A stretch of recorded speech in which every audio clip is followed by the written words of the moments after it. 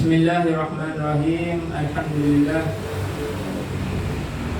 Alhamdulillahilladzi arsala rasulahu bil huda wa dinil haqq liyudhhirahu 'ala dini kullih walau karihal kafirun.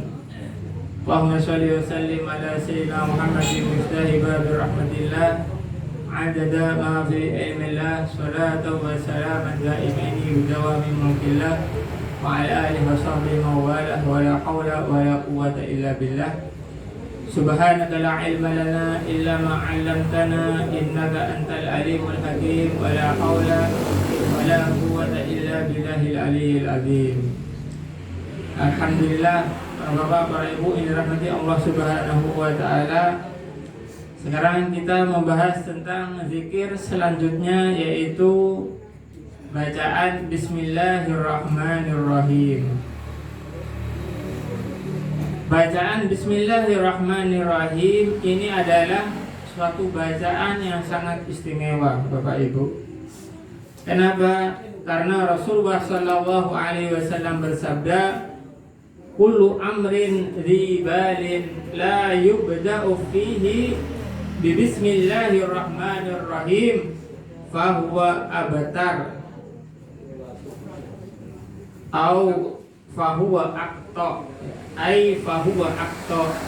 Rasulullah Shallallahu Alaihi Wasallam bersabda, setiap perkara yang mengandung ibadah kepada Allah Subhanahu wa taala yang tidak dimulai dengan Bismillahirrahmanirrahim, maka dia terputus. Artinya di sini adalah tidak ada keberkahan.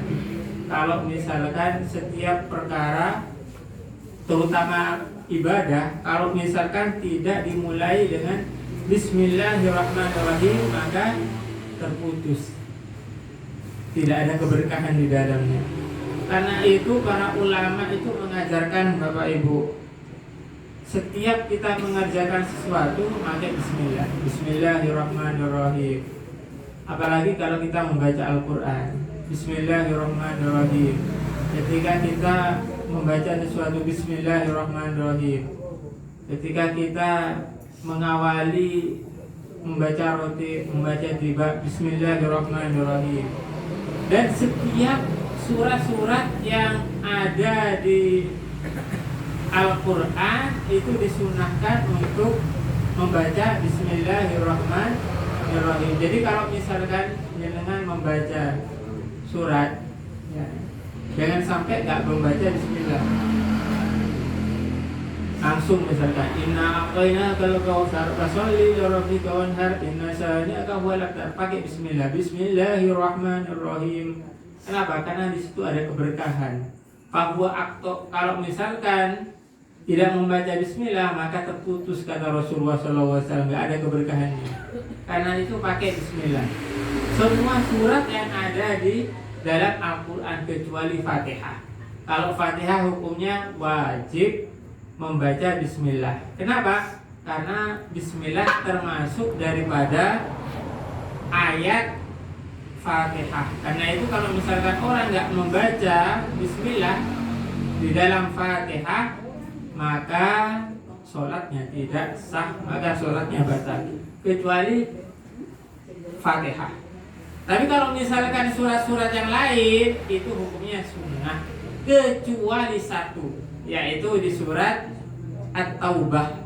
Di surat Taubah itu kita tidak membaca Bismillah, tapi hanya membaca A'udzubillahi minasyaitonirrajim. Itu aja kalau misalkan di surat At-Taubah. Tapi di surat-surat yang lain itu hukumnya sunnah di dalam kita membaca Bismillah, Bismillahirrahmanirrahim.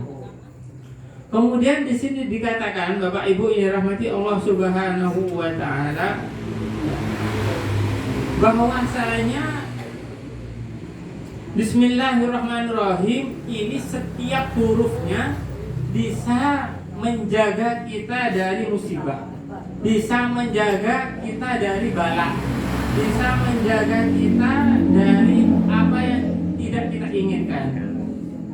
Nah, sekarang saya tanya, Bismillahirrahmanirrahim itu ada berapa huruf, Bapak Ibu? Ada berapa? 19 Nah, di sini dikatakan bahwa setiap daripada satu huruf, ya, orang akan diselamatkan daripada setiap satu huruf daripada bacaan-bacaan Bismillahirrahmanirrahim. Liyaj'ala wa bikulli harfin minha, di setiap satu huruf daripada Bismillah Allah Subhanahu wa taala menyelamatkan satu musibah. Satu huruf menyelamatkan satu musibah. Satu huruf menyelamatkan satu musibah. Itu kalau misalkan kita membaca Bismillahirrahmanirrahim. Jadi itu adalah kaedahnya kita membaca Bismillahirrahmanirrahim. Karena itu orang dulu itu setiap apapun itu membaca Bismillahirrahmanirrahim. Karena itu ada seseorang itu yang terbiasa setiap apa aja yang dilakukan itu baca Bismillah, membaca Bismillah, membaca Bismillah. Suatu ketika ada orang yang ingin meracuni dia, Bapak Ibu, yang ingin meracuni dia dalam makanannya. Setelah diracuni makanannya, kemudian dia makan. Dia tidak pernah makan dan tidak pernah melakukan sesuatu apapun kecuali Bismillah. Kemudian setelah membaca Bismillah dia makan sesuatu atau makanan yang diracuni itu. Ternyata setelah makan itu dia tidak terkena apa-apa. Kemudian orang yang meracuni heran, lah sih kok orang kok nggak mati-mati ya? Padahal sudah saya racuni padahal. Kok nggak pingsan, kok nggak loyo, macam-macamnya.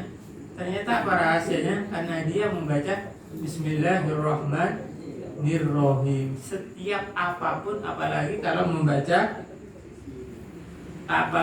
kita makan. Dengan kalau makan aja Bu, pernah lupa buatan Bu baca Bismillah? Selalu gitu. Terus kalau misalnya doa makan, kadang lupa, kadang ingat gitu. Kadang lupa, kadang ingat. Karena itu kita membaca Bismillah, paling tidak membaca Bismillahirrahmanirrahim. Karena itu para ulama itu, walaupun kita nggak membaca Allahumma barik lana fima razaqtana aja benar, itu paling tidak kita membaca Bismillahirrahmanirrahim. Para ulama itu mengajarkan Bapak Ibu, kalau misalkan kita makan, kemudian kita lupa pas di tengah-tengah makan kita lupa membaca Bismillahirrahmanirrahim, maka disunahkan kita membaca apa? Bismillahi awwaluhu wa akhiruhu. Itu kita disunahkan untuk membaca seperti itu. Kenapa? Karena tetap kita mengharapkan keberkahan daripada Bismillahirrahmanirrahim.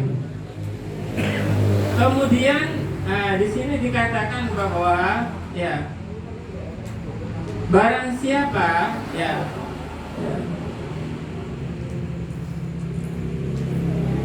di sini dikatakan wa man kataba bismillahirrahmanirrahim ya fajawwadaha ta'ziman lillahi ta'ala ghufira lahu.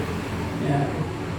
Barang siapa yang menulis bismillahirrahmanirrahim kemudian dia membaguskan bismillahirrahmanirrahimnya, maka dia akan diampuni oleh Allah Subhanahu wa ta'ala. Jadi kalau misalkan jenengan nulis bismillahirrahmanirrahim dibaguskan tulisannya, maka orang yang menulis ini akan diampuni oleh Allah Subhanahu wa ta'ala. Kemudian di sini dikatakan juga wa man kataba fi qirtas, barang siapa yang menulis bismillahirrahmanirrahim di dalam kertas, ya, di dalam kertas bismillahirrahmanirrahim ijlalan lillahi ajalla wa jalla. Ya, kalau misalkan ada orang yang menulis dalam satu kertas bismillahirrahmanirrahim untuk mengagungkan Allah Subhanahu wa ta'ala, apa kata Allah Subhanahu wa ta'ala? Kata Allah minas siddiqin, maka Allah Subhanahu wa ta'ala akan mencatatkan dia sebagai orang-orang yang as-siddiq, orang-orang yang benar. Kemudian apa? Wa khuffifa an walidayhi al-azab, maka akan diringankan siksa daripada kedua orang tuanya. Wa in kana musyrikina, walaupun kedua orang tuanya itu musyrik. Bayangkan ini Bapak Ibu. Kalau misalkan ada orang tuanya musyrik, orang tuanya bukan orang Islam.